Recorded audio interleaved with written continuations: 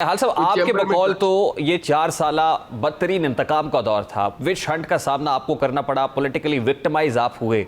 आपके दौर में मरियम नवाज साहिबा खुद अपनी प्रेस कॉन्फ्रेंस में राना सनाउल्लाह साहब को कह चुकी कि आप जवाब दें कि इमरान खान अभी तक बाहर क्यों है, इमरान खान के गिरद शिकंजा क्यों सख्त नहीं कर पाए।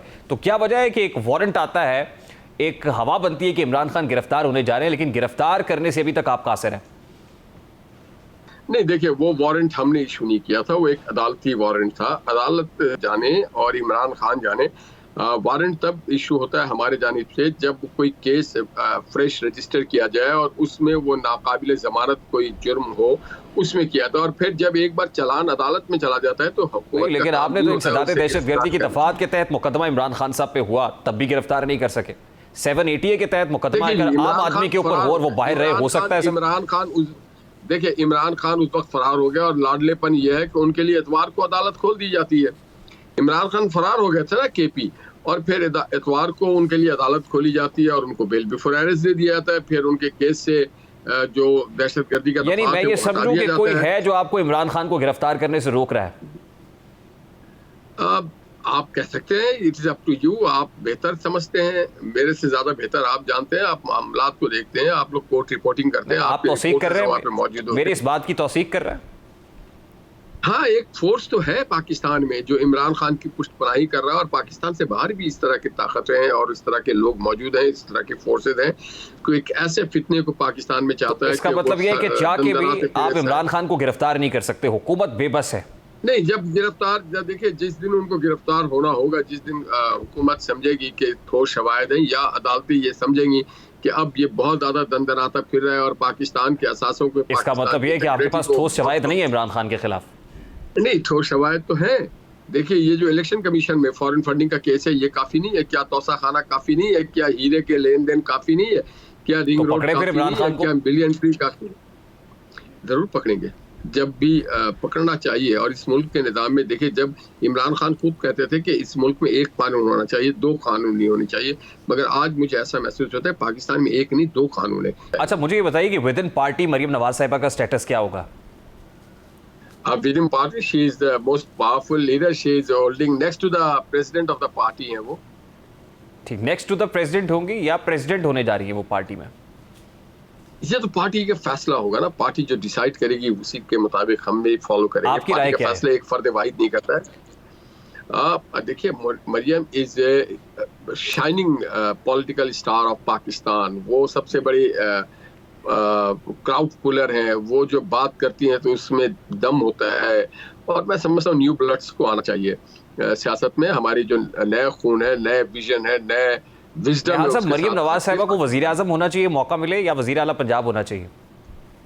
वजीर आजम होना चाहिए, क्यों नहीं होना चाहिए? अगर इनसे भी कम एज में मोहतरमा बेनजीर हुई है, और फिर शहबाज शरीफ साहब वजीर आला पंजाब होंगे? ये तो अब पार्टी फैसला करेगी। लेकिन आप ये समझते हैं कि मरियम नवाज को वजीर आजम होना चाहिए? देखिए, हमेशा यंग ब्लड्स को चांस देना चाहिए और उनको चांस मिलना चाहिए। अच्छा, लास्टली परवेज इलाही साहब भी लंदन में हैं। क्या परवेज इलाही साहब से भी कोई मुलाकात स्केड्यूल्ड है? नहीं, फिल वक्त तो ऐसा कुछ नजर नहीं आ रहा कि परवेज इलाही साहब से कोई मुलाकात की जाएगी। हर किसी को ये हक हासिल है कि वो जब चाहे जहाँ चाहे जाए, मगर उनके साथ फिल वक्त कोई मुलाकात नहीं। इमरान खान साहब ने कहा कि बैकडोर बातचीत तो हो रही है, राब्ते तो हो रहे हैं। मियां नवाज शरीफ साहब तक भी कोई पैगाम पहुंचा है?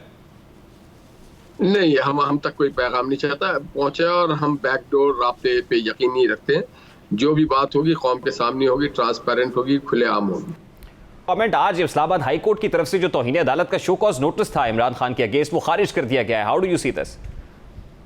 आज इमरान खान साहब को एक एनआरओ मिला है, और वो जो दुनिया को कहते थे और दूसरों को कहते थे कि एनआरओ, आज वाकईतन ये साबित हो गया कि पाकिस्तान में एनआरओ इमरान खान के लिए बनाया है, क्योंकि यही अदालतें थीं और हम थे, हमारे केस थे। जिस तरह से इनसे मांगा गया कि आप दे दें अपने माफीनामा, इन्होंने माफीनामा दे दिया। इसी तरह हमसे भी मांगा गया था, मगर हमें सजा दे दी गई थी। तो आज ये साबित होता है कि इमरान खान को एनआरओ मिला है, इमरान खान के लिए एनआरओ है। नहीं, लेकिन निहाल साहब, जो तौहीन अदालत का मामला है वो तो कंटेमिनर और अदालत के माबैन होता है, और अदालत का सवाब दीदी इख्तियार है। अगर वो समझे कि मुल्जिम का कॉन्डक्ट ठीक है और जो वो कह रहा है उसके रवैये से भी लगे कि वो पशेमान है, तो अदालत कहती है ठीक है, हमें को तौहीन अदालत की कार्रवाई चला के खुश तो नहीं है। अदालत ने आज यही कहा कि अब इमरान खान के कॉन्डक्ट से जाहिर हो रहा है कि उन्हें शर्मिंदगी है। वो एडिशनल सेशन जज ज़ेबा चौधरी साहबा के पास चले भी गए, तो अदालत ने कहा कि हमें कोई दिलचस्पी नहीं है कि हम तौहीन अदालत की कार्रवाई करें। मैं, तलाल और दानियाल, हमने तो अदालत के किसी जज साहब का नाम भी नहीं लिया था।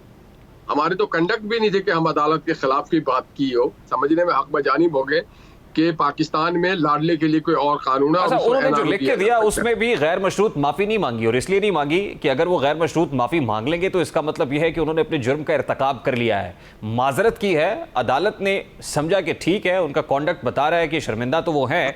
बहरहाल ये अदालत का इस्तेहकाक था, अदालत ने समझा इनके केस के अंदर कि इन्हें माफ कर देना चाहिए। आपके केस में वो मुतमईन नहीं थे, आपको सजा हो गई। नहीं, देखिए, बात सारी यह है कि इसमें कानून मुतमईन और गैर मुतमईन की बात नहीं करता। कानून एक से, अगर कोई मर्डर केस करता है तो उसको चोरी की सजा नहीं दी जाती, और कोई चोरी का केस करता है तो उसको मर्डर केस की सजा नहीं दी जाती। तो यहाँ पे ये बड़ा साबित है, हाल साहब, ये कंटेम्प्ट ऑफ कोर्ट का केस है ना, क्योंकि आप खुद एक लीगल एक्सपर्ट है। ये तो कंटेम्प्ट ऑफ कोर्ट है, इसमें तो को प्रोसिक्यूशन का वर्सेस मुल्जिम नहीं है, स्टेट वर्सेस मुल्जिम नहीं है। ये तो अदालत का मुल्जिम के साथ मामला है, कंटेम्नर और कोर्ट का मामला है। कोर्ट समझे, उसका सवाब दे दी, इख्तियार है माफ कर दे, माफ कर देना चाहिए। आपके केस में उन्होंने नहीं समझा, उन्होंने आपको सजा दे दी।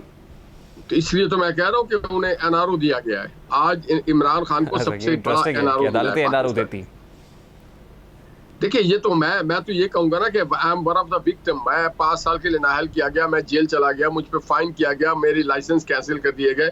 तो कानून तो एक सा होता है ना सबके लिए। अगर 144 लगा हुआ है किसी शहर में, तो वो 144 कोई किसी के लिए एक्सक्लूड तो नहीं होगा, सबके लिए एक सा होगा। निहाल साहब, जब आप ये कहते हैं कि इमरान खान लाडला है, या मरियम बीबी ये कहती हैं कि कोच के साथ मिलकर खेल रहा है, तो आप किसकी तरफ इशारा करते हैं? देखिए, वो सारे लोग जो निजाम से हट करके अपना निजाम चलाना चाहते हैं, हम उनके तरफ इशारा करते हैं। एक निजाम वाजे है, आइन और कानून बड़ा क्लियर है, दो टोक है, वाजे है। नहीं, लेकिन इमरान खान लाडले किसके हैं?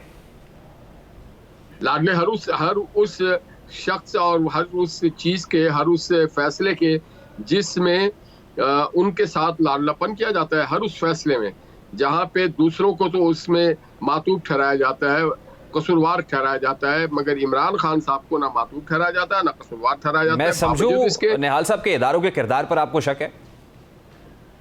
देखिए जी, इदारों के किरदार पे शक हो या ना हो, उस फैसले के किरदार पे मुझे शक होता है। देखिए ना निहाल साहब, फिर ये तो मैं नहीं कह सकता, आप कह रहे हैं। एहतियात का दामन बरतिए, क्योंकि फिर कंटेम्प्ट हो सकती है इस मामले पर। जी, कंटेम्प्ट होगा तो हमें तो सदाई दी जाती है, उसको माफ कर दिया जाएगा। लाडले किसके हैं इमरान खान? लाडले उनके हैं जो लोग अपने पावर को मिसयूज करते हैं। कौन है जो अपनी पावर्स को मिसयूज कर रहा है? ये तो आप सहाफी हैं, बड़े तजुर्बेकार लोग हैं, ये आपका काम है, आप इन्वेस्टिगेट करें। इन्वेस्टिगेटिव जर्नलिज्म पाकिस्तान में अभी काफी हो रहा है, तो अगर उसमें इन्वेस्टिगेटिव में आपको पता चल जाए तो जरूर बताइएगा। आज मरियम नवाज साहिबा को लाहौर हाई कोर्ट से जो पासपोर्ट जब्त हुआ था वो वापस मिल रहा है, तो इस पर भी कुछ लोग कहेंगे कि लाहौर हाई कोर्ट के लाडले आप? नहीं, लाहौर हाई कोर्ट की लाडले की बात नहीं। अगर उनको एक केस में बरियत हो गई है तो फिर under what law one can seize the passport of any passport holder. So passport तो उसका बुनियादी हक है। इस्लामाबाद हाई कोर्ट से एवनफील्ड मामले के अंदर मरियम नवाज साहिबा का केस खत्म हुआ, ये भी लाडलापन है? देखिए, नहीं, बिल्कुल नहीं। आपने देखा होगा सैकड़ों दफा ये बात आपने बहुत इंटरेस्टिंग की, सैकड़ों, मोर देन 100 हियरिंग्स हुई मरियम साहबा की, जिसमें वो जाती रही। नैब कोर्ट में तमाम गवाह चले, तमाम दलाइल आए, तमाम शवाहिद पेश किए गए जो एक्सेप्टेबल नहीं हो सका इस्लामाबाद हाई कोर्ट के सामने। और फिर इस्लामाबाद हाई कोर्ट में भी सालों से मरियम भुगत रही थी, अदालतें जा रही थी। मैं बेशुमार हियरिंग में उनके साथ अदालत में मौजूद रहा हूँ, तो हर चीज़ ट्रांसपेरेंट थी, ओपन थी, कोई चीज़ खुफिया तरीके से नहीं थी।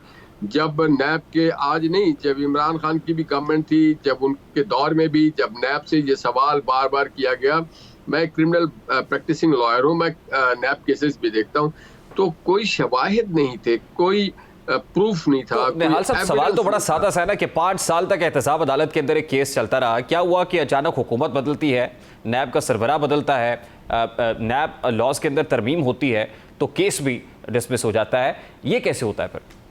हाँ, ये भी आपने एक बहुत अच्छा सवाल किया।